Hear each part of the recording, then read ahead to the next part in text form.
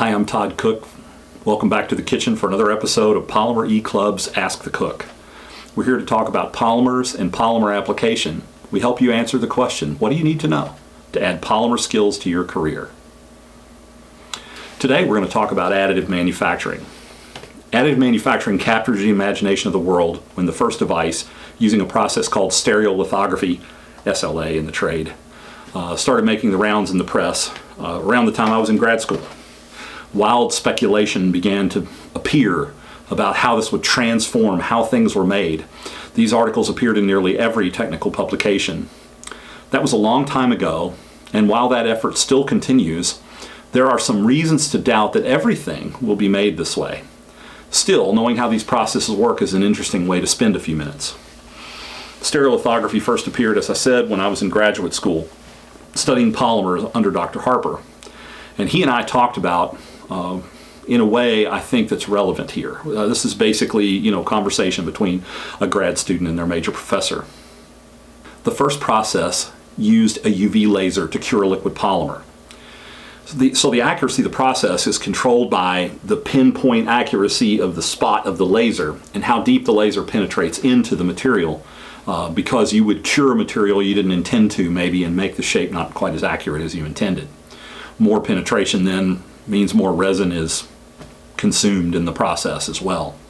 Also, the rate would be limited by the laser power, how much energy the laser could efficiently act on the material to get the cure time going, and also how fast the laser could move.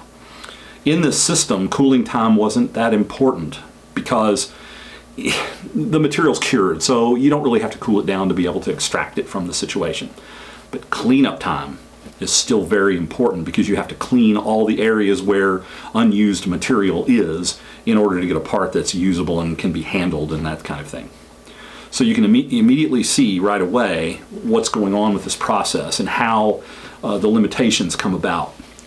You can always make a bigger laser, and you can always make the spot more concentrated, and you can always get finer robotic control.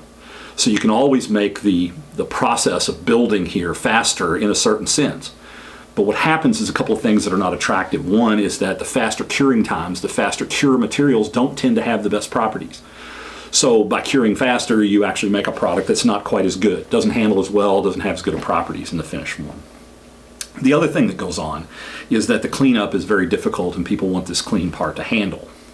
So you can imagine what happens. The industry says, oh, we've got to have a different way to do this. And so another process appeared, which was selective laser sintering. In the SLS process, basically what happens is you take a polymer powder, you use a laser to weld that powder together. Now this has some advantages. If you put the correct additive package in there, you can prevent the laser from penetrating too deeply. So you can choose and be very selective about what you weld together.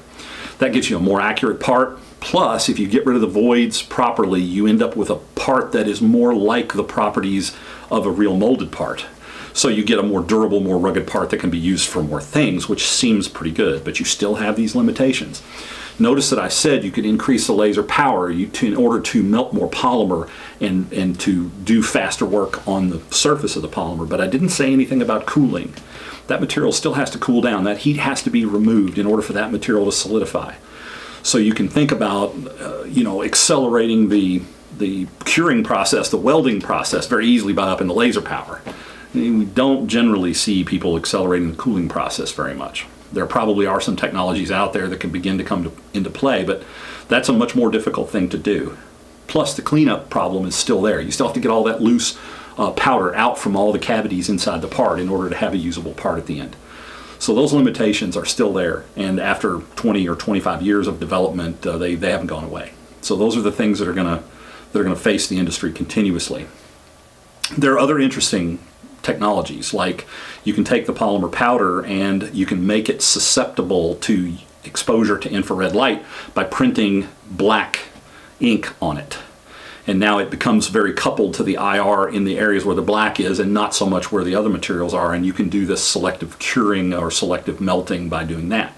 And that's a process very similar to what HP uses. And so they have this multi-jet printer that can print materials a little bit faster for that reason.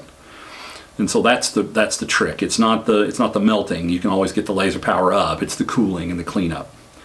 So knowing that these processes for additive manufacturing have limitations and how to overcome those, that's working knowledge. Just what you learn when you share with us here at this community at Polymer Club, Ask the Cook. Now, don't forget to subscribe, like, turn on notifications, and even share if you appreciate the content. You can follow a link in the description to learn more about Polymer Club and how to get involved.